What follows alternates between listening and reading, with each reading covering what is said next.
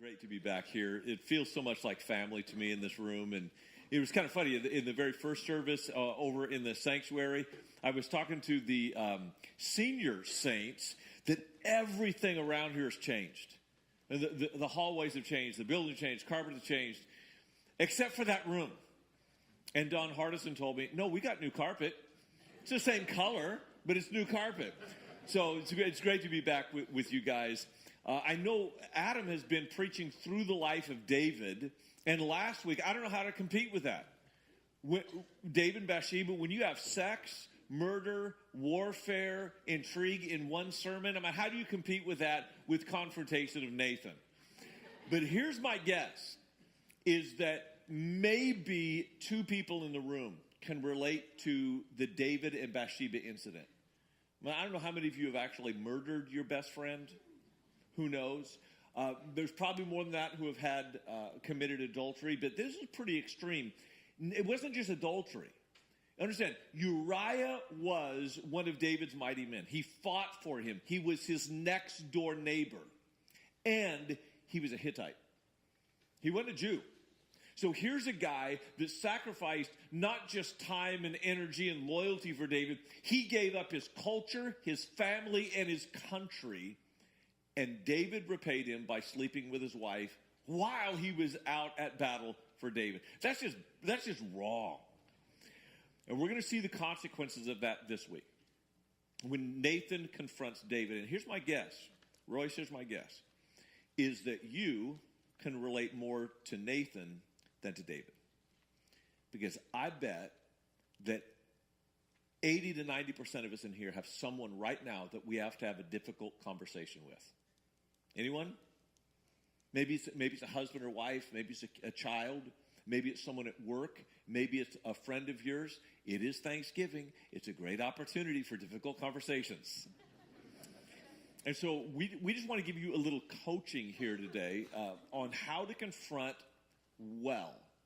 I don't mean by that how to get away with confrontation. I mean how to bring restitution, reconciliation to your relationships through confrontation. So for those of you watching online, we welcome you as well. And my guess is that whether you're a pre-Christian, a post-Christian, a Christian, this sermon is equally valuable to everybody. Like, you don't have to be spiritual to want to know how to have better, difficult conversations. And my guess is that the greatest mistake in confrontation, and this is all across America, but I would guess especially in the South, because we would rather be polite than confront. I mean, it's just easier to talk about someone behind their back than to their face, right? I mean, it's part of being a Southerner, I guess. But I would hope that through godly conversations, that we would have better relationships and healthier families because of it. So that's my goal for the day. And really all I want to do is say 4 things about confronting. This is straight out of the Bible. I'm not making anything up. I'm not that smart. Here's the first thing I want to say. Being right doesn't give you the right. I mean, you can be totally right. I usually am. But I don't necessarily have I think I am. Now, even when I'm wrong, I don't think I'm wrong. I still think I'm right. So being right doesn't give you the right to confront someone. You have to earn that right to confront someone. And let me show you how this played out in the life of Nathan. And I'm really grateful that my son and Adam asked me to preach this message because I learned something in the Bible this past week. I had never seen this. I don't know why. I'd never seen this before. The story we're looking at is in chapter 12 of 2 Samuel. So if you have a Bible, you can make your way there. But I want to start way before chapter 12. In fact, I want to start before David committed adultery with Bathsheba. 2 Samuel chapter 5. Here's what I saw that I'd never seen before. And it's kind of just a throwaway comment in the Bible. You pass right over it. Chapter 5, verse 13. After he left Hebron, David took more concubines and wives in Jerusalem, and more sons and daughters were born to him. And then he names a few of the sons and daughters. Most of them are weird, like ancient Hebrew names, but 2 of them I bet you'll recognize. These are the names of the children born to him there: Shammua, Shobab, Nathan, Solomon. Isn't that interesting? That David's son, right before Solomon is born, and in the story today, Solomon's not born yet. He got Bathsheba pregnant. Their first child died. That wasn't Solomon. That would come a year later. So the child born to David right before Solomon, he named him Nathan. It means gift of God. Now maybe he just named it Nathan because he liked the name. But Jews tended to name people on purpose. And here's my guess. Tim, I could be wrong. Here's my guess. He named Nathan, his son, after Nathan, the prophet, who was his friend. And you see in the life of David how close he and Nathan were. In fact, turn the page, chapter 7. As we take a running start at our story, we read these words. After the king was settled in his palace, and the Lord gave him rest from all his enemies around him, he said to Nathan the prophet, "Here I am, living in a house of cedar, while the ark of God remains in a tent."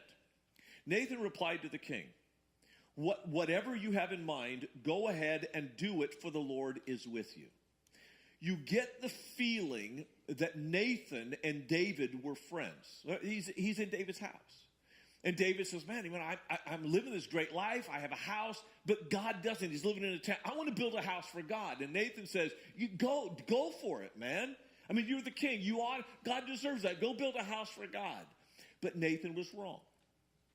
God did not want David to build a house for him. As you recall from the Bible, he wanted Solomon to build a house for him. David, as a warrior, had too much blood on his hand, and God didn't want the construction workers for his temple to have bloody hands. So he comes to Nathan in a dream and says, Nathan, you spoke too soon. I don't want David building the house. He can collect the cedar, he can collect the stone, but Solomon will build the house for me.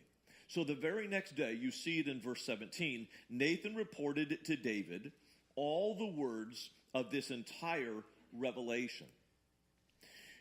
What I appreciate about Nathan is that he was always honest with David. And he had earned the right to speak to David. I don't know if any of you men in here have ever had an accountability partner, a group of men around you.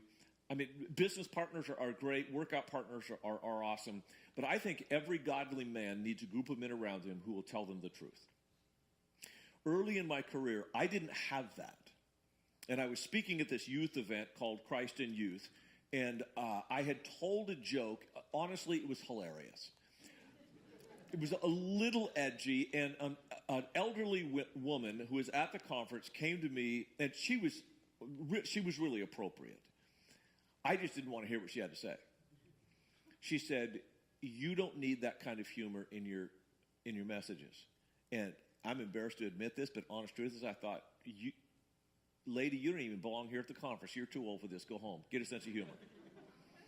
And I went to a friend of mine. His name was Dick Gibson. I said, Dick, can you believe what this woman said to me? Like, she confronted me as if she has the right to confront me. And she said that my humor is a little off color and she just doesn't get humor. And I was expecting, because Dick's my friend, I expected him to say, yeah, don't listen to the old lady, she's irrelevant. He didn't. He looked me straight in the eye and said, if she's right, then change. If she's wrong, then get over it. I'd never had a man talk to me like that. And I knew that I needed a man like that in my life. Man, you ought to gravitate towards truth tellers. Because the higher you get on the hierarchy of success, the more people will tell you what you want to hear, not what you need to hear. Don't be bashful about being that kind of friend to another man. You can only make him better, and you will deepen your friendship with those you want to be friends with. You will destroy a friendship with men that you don't need to be friends with by confrontation. This is just a good idea. Nathan had earned the right to confront David. So we turn the page to chapter 11, verse 26 and 27. This is lesson number 2. Timing determines tactic. Timing determines tactic. Being bold, being brassy is not confrontation. That's foolhardity. You don't just walk up and tell everybody what you think. That's why we have road rage in Atlanta. Tact comes from timing. And watch how long Nathan waited. So David gets Bathsheba pregnant. Nobody knows it except Bathsheba and David. Then he has Uriah come back. Uriah won't sleep with his wife, so then he has Uriah murdered. She's probably in the second trimester about this point in time. Nobody has said anything, including Nathan. Nathan doesn't confront David when he gets her pregnant. He doesn't confront David when he murders Uriah. He doesn't confront David until after the baby is born. This is 9 months later, if you know anything about anatomy. Chapter 11, verse 26. When Uriah's wife heard that her husband was dead, she mourned for him. And after the time of mourning was over, David had her brought to his house, and she became his wife and bore him a son. But the thing David had done displeased the Lord. And that's when Nathan got involved. It's easy just to pop off to somebody and say, you did this and that offended me. But confrontation isn't about expressing your hurt and your pain. It's about reconciling another person to health. It was just last night. I just preached at our church, and I was coming out, and all these people were leaving the building, and I saw Susan. She's our realtor. Sold us our house 6 years ago. We've been friends ever since. And, how are things? The market well? And she said, yeah, the only problem is my son went to jail this week. I said, Susan, I'm so sorry to hear that. What's going on? Tell me the story. I mean, I care about Susan. All these people are going by, and I'm zeroed in. I want to know what's going on. She goes, actually, I'm glad. Because I've been trying to confront him about his drug habit for 2 years, and he would never listen. Now, I have his attention. See, sometimes it takes a person hitting rock bottom before you can have the honest conversation that you need to have. It takes real wisdom to know when to speak these difficult words to someone. And sometimes you have to wait until the bottom opens their ears to have this conversation. So I actually learned this years ago. I was a young college professor. I've always loved watching people fall in love. And the problem with being a young college professor is you watch students fall in love and then fall out of love, and then in love and out of love, and in love and out of love. And I always thought, I would be a good marriage, advice counselor. I would be a good, what do you call it, that puts people together, a matchmaker, or a yentl if you're Jewish. But I actually am really bad at it. How do I know? You don't want to know. My batting average is really low. So, and I had a friend of mine tell me, you think you're good at this, you're not good at it, stop it. So I actually did. But before I stopped it, there was this one kid, his name was Josh, not my son. He started dating this girl, and Josh honestly, he was a little lazy. And this girl helped him to be lazier. And I thought, that's not a good thing. I cared about him. I was friends with his father. So I went up to him, I said, Josh, this girl's not good for you. You know how stupid I was? Anytime someone is already in love, they're deaf, blind, and dumb. And you can take dumb a couple of different ways. When someone is already past the threshold of falling in love, I destroyed my relationship with him. To this day, we have no contact because I told him the truth in the wrong time. Timing determines your tactic. Here's lesson number 3. Stories break down defenses. Or maybe put another way, it's not just what you say, it's how you say it that makes a difference. So David has committed the sin, and God reveals the sin to Nathan. Maybe other people are realizing it as well. It's a funny thing about confrontation. You think you're hiding things from everybody? Everybody already knows. They just don't have the guts to confront you with it. But Nathan comes to David chapter 12, verse 1, the Lord sent Nathan to David. When he came to him, he said, David, I want to tell you a story. Now, I can tell you, as a former college professor, I would often bore my students. And sometimes I was self-aware enough to know they're bored. I was like, I'm boring myself. So I had this trick. If you're a teacher, it always works. I would simply say, in the middle of a lecture, it's time for an irrelevant story.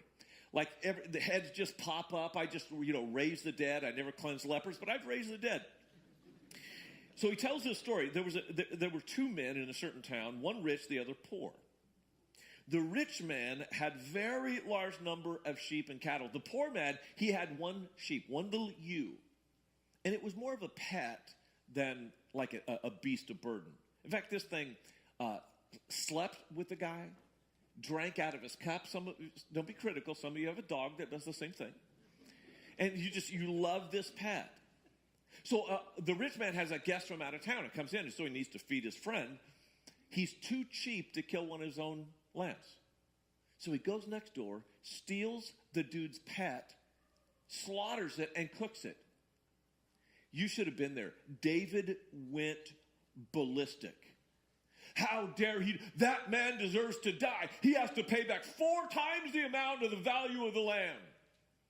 You remember what happens next? Nathan points his bony little finger at David and says, "You're that man." And suddenly David saw himself in the mirror of this story. And he saw wisdom. And he repented before God. See, sometimes it's not what you say, it's how you say it. And a story was a way that really helped David see who he was. Questions are another way. If you have a difficult conversation to have, think through not just what you're going to say. Like, do you do this? You driving down the road, no one else in the car, and you're just chattering away at the person you're about to talk to? Like, I get every punctuation mark right. More important than what you say is how you say it in a way that they're able to hear it. And I want to give you a little bit of marriage advice. I'm going to talk to you because I know you need it. Do you know how many, you guys have arguments from time to time? That was hilarious. For those of you who didn't see it, he's going no and she's going yeah. So they're having an argument right now. How many arguments that you have, and there is a right answer. Psychotherapists have studied arguments that couples have. How many of these arguments are actually solvable, and how many will you keep having the same argument over and over until the day you die? What percentage would you guess are solvable? 10% are solvable. Pessimist. Last hour, at the same time, someone said 0, someone said 100. That's a large gap. Here's the right answer. 28% of the arguments that you have as a married couple, you will solve. 72% are personality-based debates. Your personality is not going to change. Her personality is not going to change. Until the day you die, you're going to have the same argument over and over. So what you need is not problem-solving techniques. Young people, listen and be wise. What you need is tension management, not problem-solving. So how do I know? Because I'm married. Now, I want to tell you about a fight that my wife and I recently had. I shared this with our church. I swear, there's like 25 guys say, we had the same fight. You're right. She's wrong. Anyway, not that we're keeping track. It had to do with loading the dishwasher.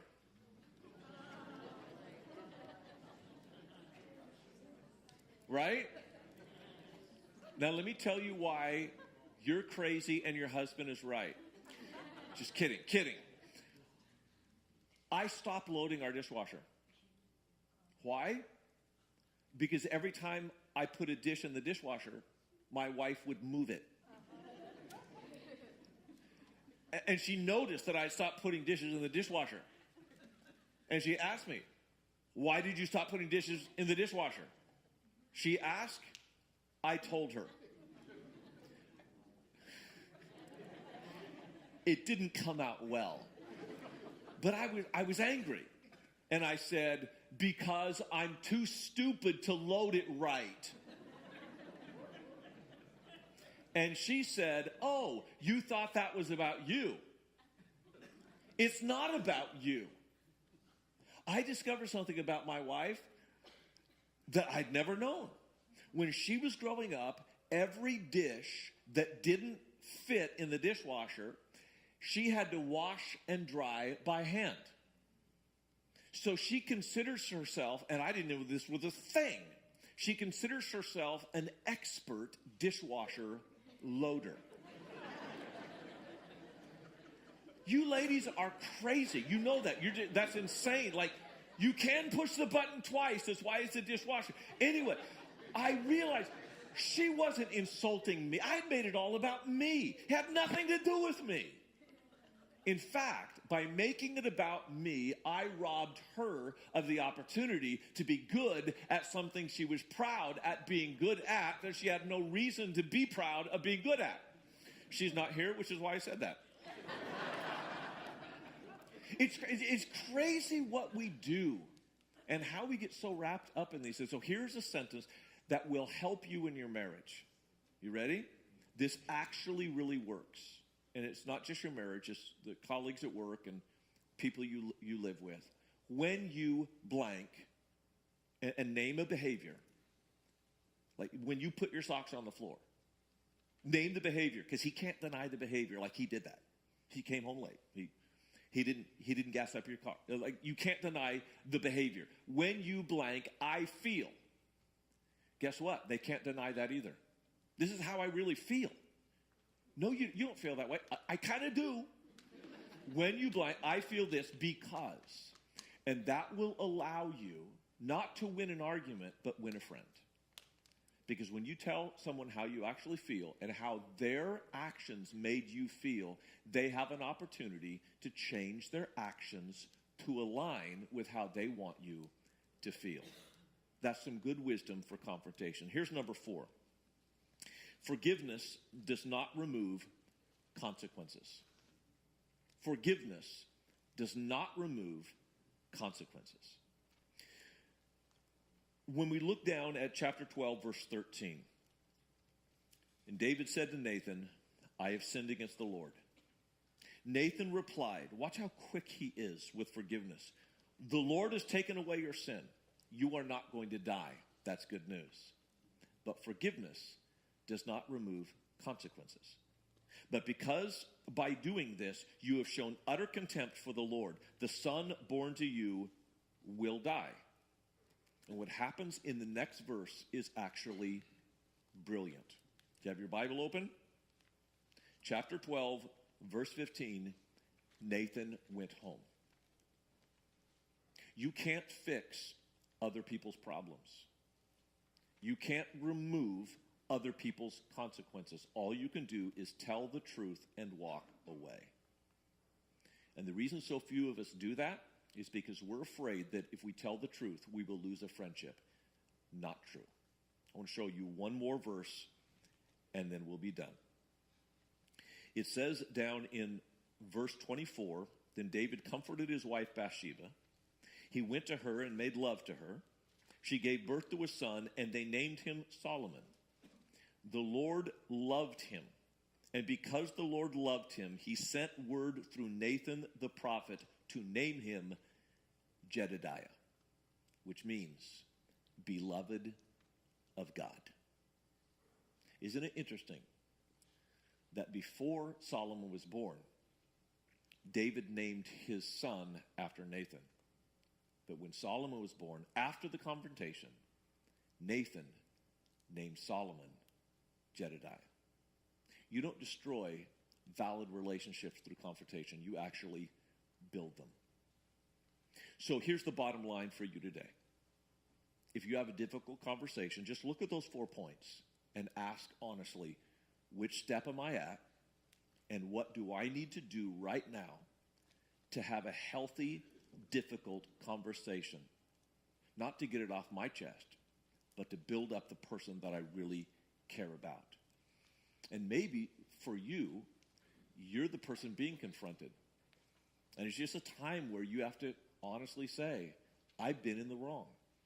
And someone cared enough about you to tell you the truth. Maybe something in this message has made you aware of where you are, that you're not right with the Lord. And we don't want you to leave this room without having the opportunity to get right with God. So I'm going to pray, and we're going to sing a song. And if in that time you need to counsel with someone, there are people who want what's best for you, and they'll be ready to have that conversation. Holy Father, thank you for your kindness to us, for your immense grace and understanding. Thank you for the opportunity to be your hands and feet, and also sometimes your voice to give names to those things tearing us away from you. We pray in Jesus' name. Amen.